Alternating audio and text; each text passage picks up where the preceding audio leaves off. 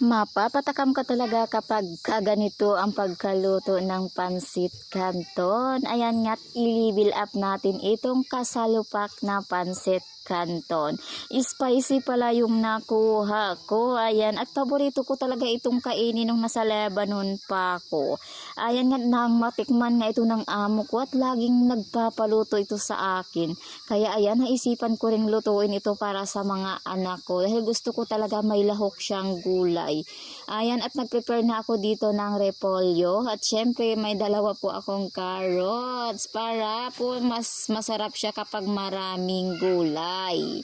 Kaya ayan, igayatin na po natin yan ng gaya din po ng paggayat natin sa nilalahok natin sa pansit bihon.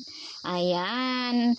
At nagbalat na rin ako nitong aking dalawang carrots. Ayan, at ako'y naghanap pa ng peeler ni hindi ko talaga mahanap. Kaya ayan, no choice ako. So, binalatan ko na lamang siya gamit ang kutsilyo. Mabuti naman at maalwa naman po siyang balatan.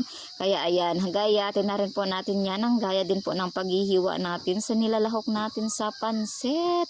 Dahil gusto ko nga dito talaga ay nakikita siya sa aking pansit canton. At half cook lang po ako kapag nagluluto nito dahil mas masarap siya kapag half cook lamang. Ayan, at binalatan ko na rin itong aking pansit canton kasi kumukulo na yung aking tubig. At ang anak ko na ang inutusan ko para ihulog doon at bantayan niya. Pag maluto na ay strain lamang po niya yon at iantay na mag-cool down kasi ito lang ang aking lulutuin, ang kanyang gulay na pansahog.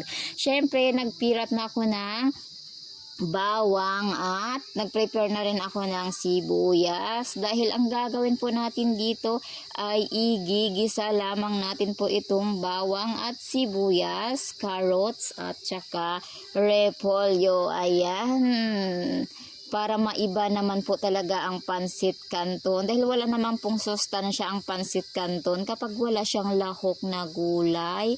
Kaya kayo kapag mahilig kayo sa pansit canton at baka magustuhan nyo rin itong ginagawa ko, i-try nyo na rin po ito. At kung kayo ay nakarating hanggang dito, i-comment nyo naman diyan sa baba kung taga saan po kayo. At ayan nga, nakapagisa na ako ng bawang at sibuyas at ito inihalo ko na rin ang carrots at half cook lamang po yan. May kaunting toyo na po yan in-add ko. At syempre yung seasoning na ginamit ko dyan, yung seasoning lang din po ng ating pansit canton. Nag-add lang po ako ng kaunting toyo para hindi naman po siya tabang. So ayan, ready na yan at hahaluin lang po natin yan at i-mix para magmukhang pansit. O diba? Ayan siya, mas masarap kasi siya sa mata. Sa mata masarap at syempre sa ating panlasa. Hali kayo at kumain na tayo. Ready to serve na itong aking pansit canton. Bye bye.